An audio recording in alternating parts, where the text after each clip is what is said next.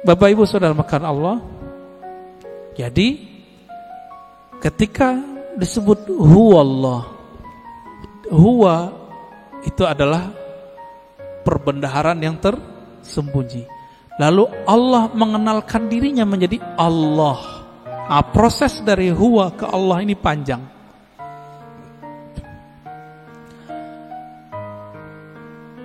Karena Allah ingin dikenal, maka Allah meniupkan dari ruhnya.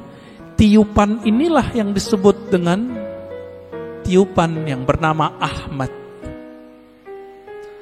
Ya, Ahmad itu cahaya yang terpancar darinya disebut cahaya Nur Muhammad. Begitu ulama kita menjelaskannya. Inti dari Ahmad itu adalah nurnya.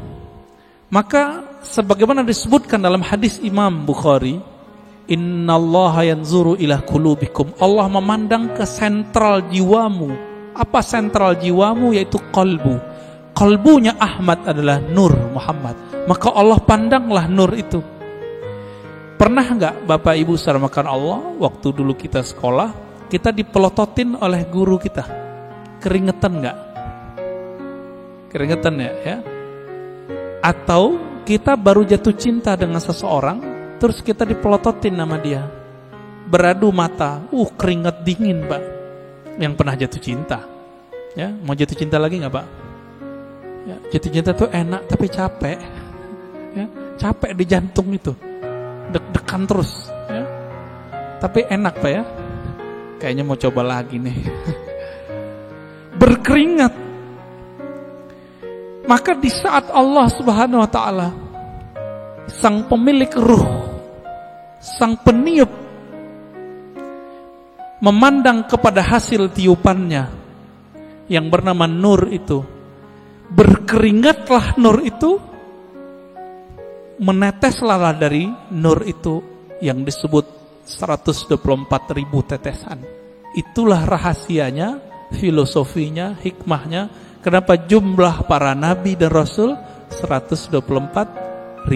Hadis Imam Al-Hakim juga itu. Kok bisa 124.000? Ya ini dalilnya. Dalil rohaninya, dalil zawq qalbiyahnya. Yang Allah pandang apa?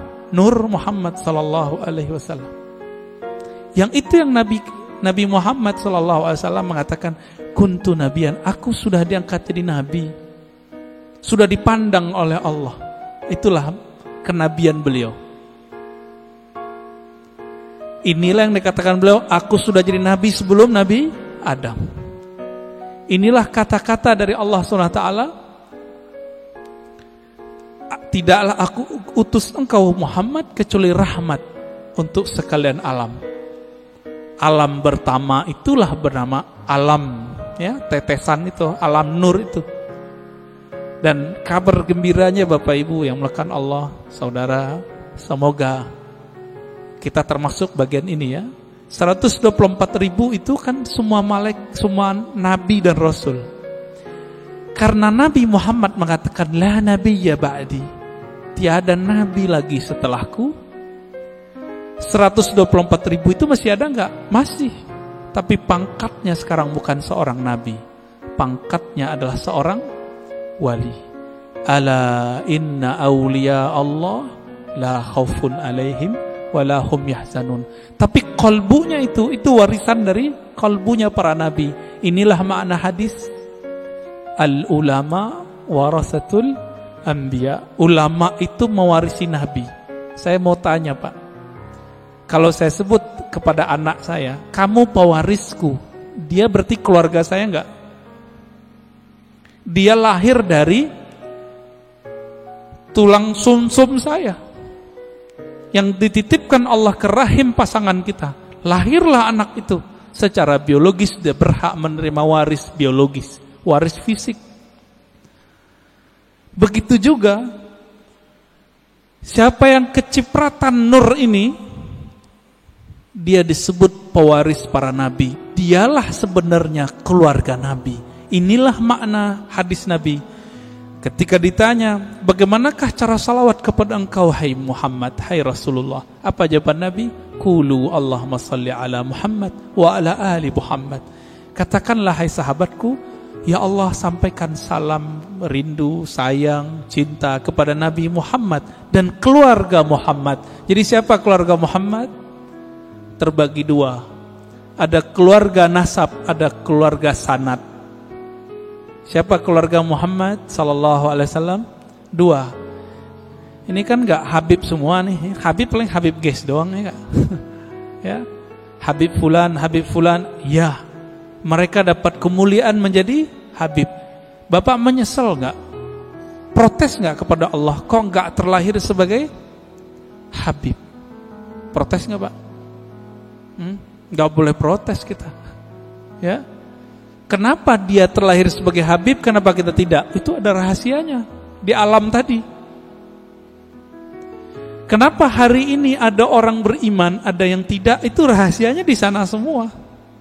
Kenapa orang sekarang ada yang jadi ulama, ada yang menjadi ubaru? Ya, Bapak ini ubaru Pak ulama? Ubaru ya, ubannya baru tumbuh maksudnya. Kenapa? Itu rahasianya di sana semua. Di sana semua Pak.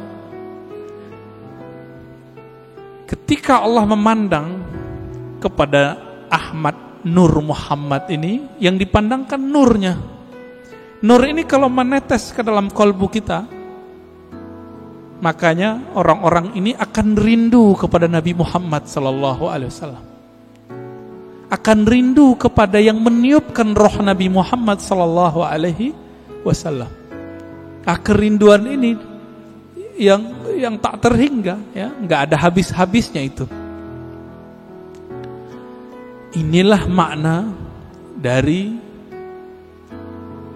surat Zariyat, wa ma khalaqtul jinna wal insa illa liya'budun. Biasa orang terjemahkan nggak ada efeknya, Pak. Apa terjemahan biasa? Tiadalah aku ciptakan jin dan manusia kecuali untuk menyembahku. Wah, itu mah biasa terjemahannya. Kita terusin. Menyembah itu artinya menjadikan diri kita budaknya. Menjadikan diri kita manut kepadanya. Bapak, maukah mengikuti seseorang yang kita gak kenal dia? Mau gak? Mau gak? Gak mau. Kenapa kita gak mau? Ya, gue gak kenal, ngapain ikut, kan gitu. Yang saya ikuti, yang saya kenal bahwa dia mempunyai wibawa kepemimpinan, wibawa apa tertentu lah. Kalau nggak kenal, untuk apa? Maka makna liya'budun, tidak aku ciptakan jin dan manusia kecuali untuk menyembahku. Ibnu Abbas, ini saya sering sampaikan, mengatakan ya'budun artinya mengenal aku. Tidaklah aku ciptakan engkau jin dan manusia kecuali untuk mengenal aku. Orang kalau kenal Nabi Muhammad baru mencintai Nabi Muhammad. Orang kalau kenal Rabbu Muhammad, pencipta Nabi Muhammad, baru menyembah Allah Subhanahu wa ta'ala. Kita karena memandang kekasih kita, pasangan kita, kita jatuh cinta kepadanya, lalu kita siap bersamanya.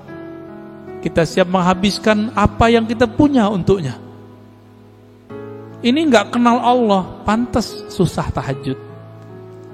Gak kenal Allah, pantas susah baca Quran. Gak kenal yang nurunin Quran, gimana menikmati surat cinta dari Allah? Setiap Allah mengatakan, ya ayyuhallazina amanu, itu panggilan cinta, Pak. Hei orang-orang yang percaya kepadaku. Itu panggilan cinta itu. Ini tanya nih bapak-bapak yang dulu belum ketemu handphone, jatuh cinta dulu, kirim surat sama kekasih. Gimana Pak? Surat, baca suratnya gemetar nggak? Gemetar. Ibu-ibu tanya di belakang, dapat surat cinta pertama bisa nangis loh. Disimpan rapi-rapi di lemari.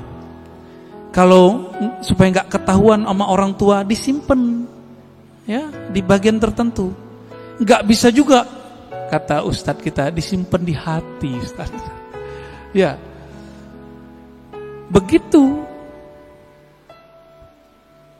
Kalau kita bisa menghargai surat cinta dari kekasih fisik, kekasih biologis, sedemikian rupa, kenapa tidak bisa menghargai surat cinta ini melebihi itu?